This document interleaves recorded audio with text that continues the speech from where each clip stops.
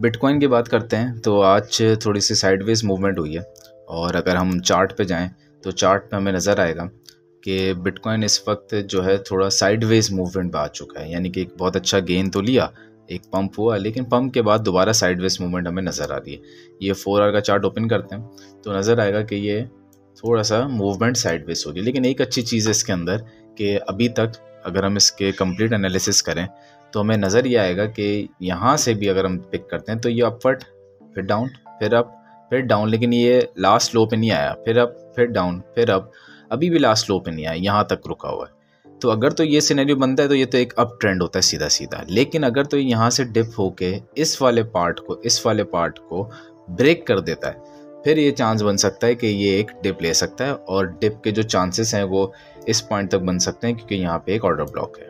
ठीक है, खैर हम न्यूज़ पे आते हैं। और बिटकॉइन के अंदर अगर हम देखें तो 2020 की ये जो क्रिप्टो न्यूज़ की एक हेडलाइन है कि 2020 के अंदर जिस तरीके से एक हमें बुल रन नज़र आया, और तकरीबन सितंबर अक्टूबर का लास्ट अगर हम देखें क्वार्टर था जो कि अक्टूबर से स्टार्ट हो गया था, और उसके अंदर बिटकॉइन ने 64,000 तक टच किया था। तो वो एक रैली हमें नज़र आ रही है। और इन्फ्लोस अगर हम देखें तो इन्फ्लोस बहुत ज़बरदस्त हैं, $2.1 बिलियन के इन्फ्लोस हैं, और ये वीकली इन्फ्लोस हुए हैं ETF के।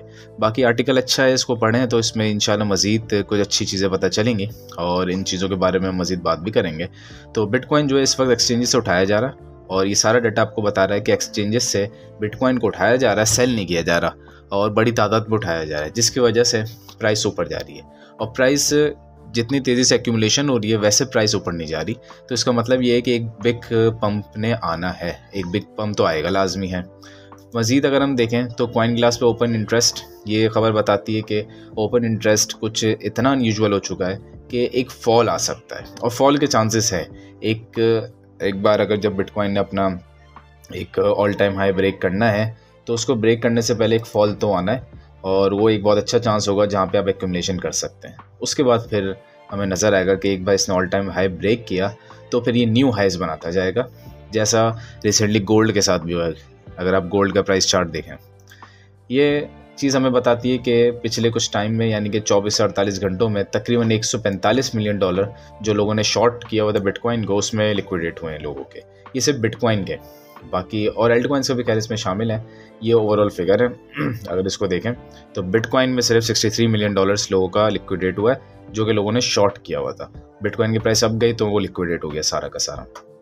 इसी के साथ लिक्विडेशन हीट मैप पे आते हैं तो इस पे हमें ये पता चलेगा कि बिटकॉइन की प्राइस वक्त यहाँ ट्रेड कर रही है, ऊपर जाते हैं तो भी लिक्विडेशन है, नीचे जाते हैं तो भी लिक्विडेशन है।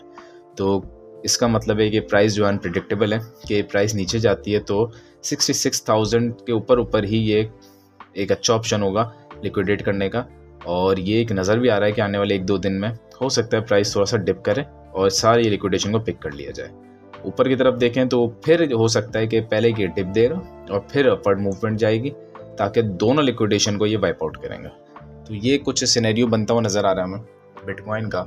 और ये अगर आप इन चीज़ों को देखते हुए हमेशा इन्वेस्टमेंट करें तो आपका एक अपर एच रहेगा, वरना अगर बगैर कुछ सोचे समझे पैसे लगा देंगे तो कभी भी एक अपर एच नहीं हो सकता।